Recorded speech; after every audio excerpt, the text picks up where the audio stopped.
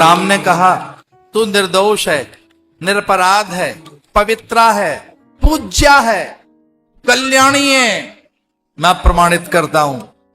और जा, जो गति मैंने किसी योगी को नहीं दी वो गति तुझे देता हूं, तुझे निर्वाण देता हूं। जो योगियों को गति नहीं मिलती वो परम मोक्ष तुझे प्राप्त होता है। जा, तो निर्वाण को उपलब्ध होगी। वो राम के सामने खड़ी हो गई, ठिठक कर कहने लगी ना ना ना ना, मुझे ये मत देना, निर्वाण नहीं चाहिए, मोक्ष नहीं चाहिए, परम पद नहीं चाहिए, हे परमात्मा तेरा धाम भी नहीं चाहिए। तो भगवान ने कहा फिर क्या चाहिए? उसने कहा मेरा पति जैसा भी है मुझे मेरा पति चाहिए, जहां मेरा पति है मुझे मेरे पति का साथ चाहिए। क्योंकि उन्होंने कभी क्रोध नहीं किया था, पहली बार क्रोध किया। वो चल रहे होंगे, तिल तिल मर रहे होंगे, वो मेरे बिना नहीं जी सकते। उन्हें याद आ रहा होगा कि इन्होंने अन्याय किया है, उन्हें याद आ रहा होगा कि बहुत बड़ा अपराध कर बैठे, वो खुद को क्षमा नहीं कर पाए होंगे। क्रोध के बाद व्यक्ति बिखरे जाता है। सच मानिए, क्रोध करने के बाद आप अपने को ढूंढ रहे होते हैं। क्रोध के बाद खुद का पता नहीं रहता, बीनते रहो, बटोरते रहो, सकेरते रहो। एक छोटी सी बात कहें, यहाँ की भाषा में, मालवी भाषा में, क्रोध के बाद खुद का पता नहीं लगता, फिर खुद को अवेरते रहो। That is this Malvi word, this is the Malvi word, you know, अवेरते रहो। क्रोध के बाद पता है क्या होता है? अवेरते रहो, ढूंढते रहो, इकट्ठा करते रहो, बीनते रहो, बटोरते रहो। पूरा मुकम्मल आप हाथ नहीं आते। आपको क्या लगता है गुस्सा करने के बाद पूरा आप इकट्ठे हो जाते हैं? बिखर चुके होते हैं आप, खंड खंड होकर। क्योंकि क्रोध का अर्थ ही यह है, आपके जब विवेक नहीं है, विचार नहीं है, अभ्यास नहीं है, वैराग्य नहीं है, शील नहीं है, धर्म का बल नहीं है, और हां, आत्म जागरण नहीं है। जब आत्मविस्मृति है आप में, जब आप में एक आवेश है। एक और बात जो बिल्कुल भिन्न है, क्रोध विजातीय है, सजातीय नहीं है। इसलिए वो रहना भी नहीं चाहता भीतर।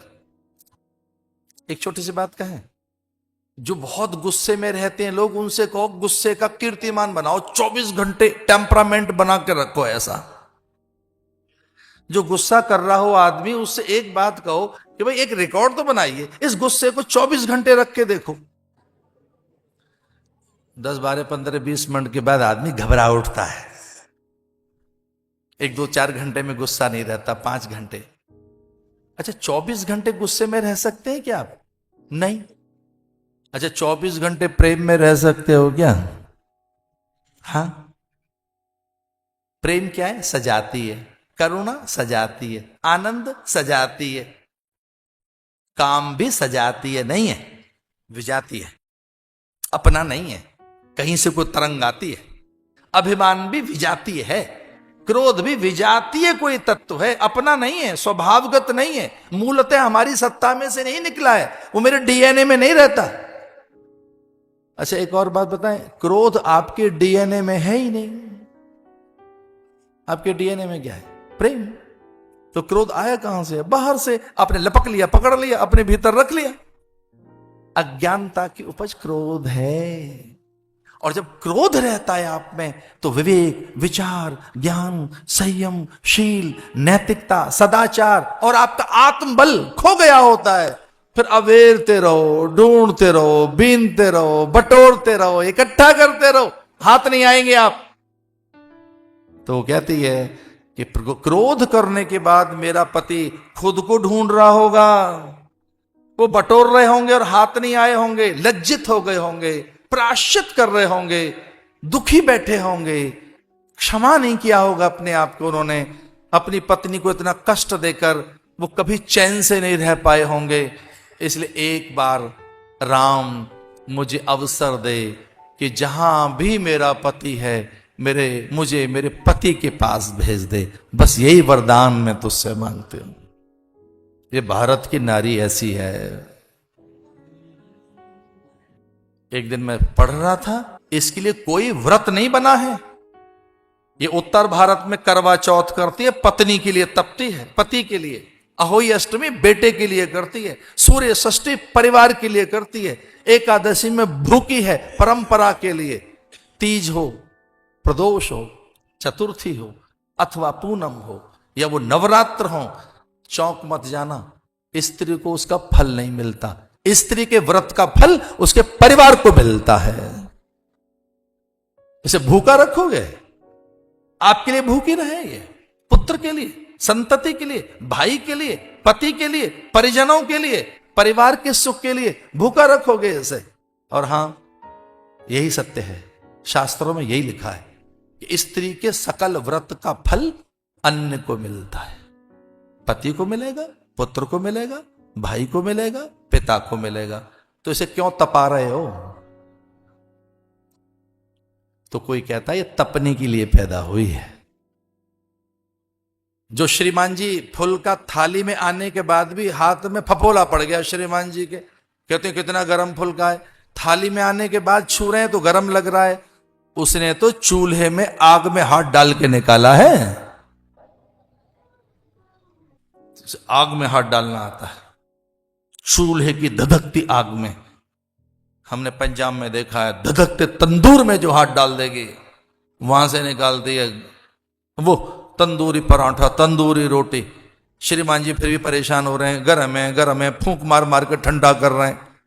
तो मैंने कान में किसी से कहा कि इतनी देर हो गई ठंडी नहीं हुई रोटी, लेकिन उसने धधकते हुए अग्नि के अंगारों में से निकाली है। उसके हाथ में भी एक बार फूंक मार दे भैया, एक बार वहां भी तो फूंक मार। उसे अग्नि में हाथ डालना आता है, वो निकल पड़ेगी प्रतिकूलताओं में, वो रणचंडी बन जाएगी, थप्पड़ लेगी। सुंदरी, सौम्या, मंगला, रम्या वो काली बन गई। जब निशाचर पीछे लग गए तो जिह्वा निकालकर, मुंडों की माला पहनकर, उनके हाथ काटकर, और उसने अपनी ये फेंक दी थी सुंदर सी, ये जो कमर में पहनती हैं माताएं, उस आभूषण का मैं नाम भूल गया, क्षमा कीजिए।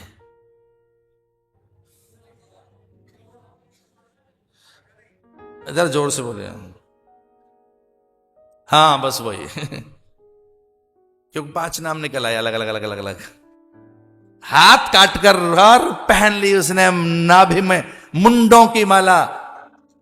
और पता है कब? जब ढिग्गी बांधकर इधर उधर भागने लगे देवता, यम, वरुण, कुबेर, इंद्र, ब्रह्मा।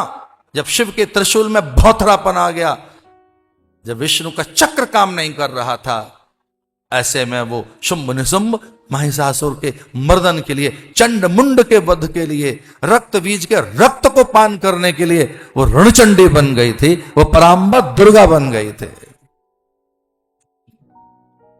लोक हित के लिए कल्याणी बन गई।